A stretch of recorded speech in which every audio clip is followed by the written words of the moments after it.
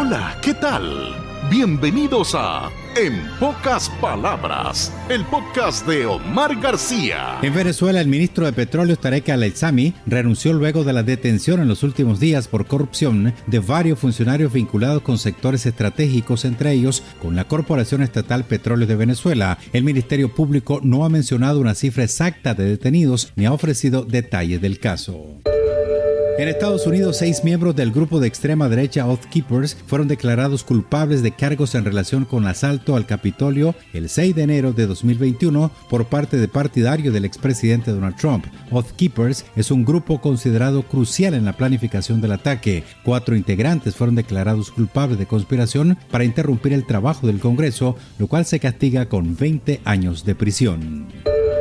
En Somalia, un nuevo informe publicado por el Ministerio de Salud, la Organización Mundial de la Salud y UNICEF sugiere que el agravamiento de la sequía en esa nación africana el año pasado podría haber causado 43,000 muertes más de las reportadas. La mitad de estas muertes se habrían producido entre niños menores de 5 años. El pronóstico para los 6 primeros meses de este año estima que la crisis podría provocar la muerte de 135 personas al día.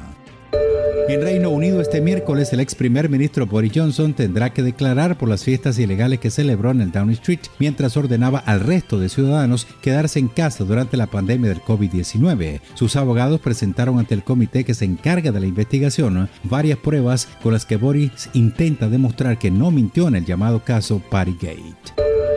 En Rusia, el Kremlin pidió a los responsables que trabajan en los preparativos de las elecciones presidenciales para el año 2024 que no usen teléfonos iPhone de la Apple por motivos de seguridad, ya que los dispositivos pueden ser manipulados por las agencias de inteligencia occidentales. Los responsables de la política nacional tienen que avisar a los altos cargos de que cambien sus teléfonos antes del 1 de abril.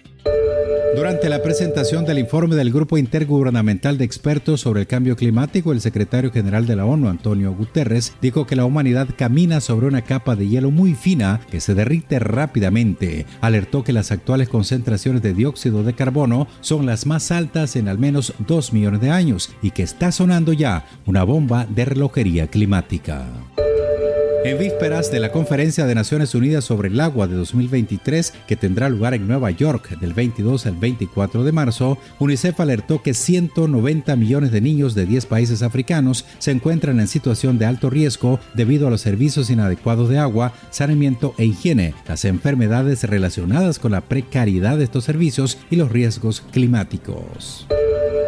En Jordania, el gobierno convocó al embajador israelí en Amán para protestar por el uso de un mapa del Gran Israel que incluye el territorio jordano y los territorios palestinos en un acto en el que participó el ministro de Finanzas israelí en París. El Ministerio de Asuntos Exteriores jordano lo calificó como comportamiento extremista y racista que viola las normas internacionales y el Tratado de Paz jordano-israelí.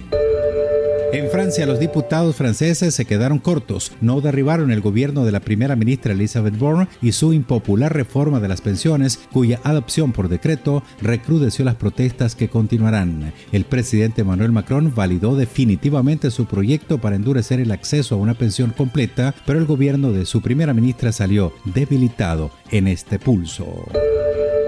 En Países Bajos, el PSV Eindhoven impuso una sanción de 40 años sin poder entrar al Philips Stadium al fanático que invadió el terreno de juego en el partido de la semana pasada ante el Sevilla en los partidos de acceso a los octavos de la final de Europa League para atacar al portero serbio Marko Dimitrovic. Además, el hombre de 20 años que estaba borracho ya tiene una condena de 3 meses de prisión y lo despidieron de su trabajo.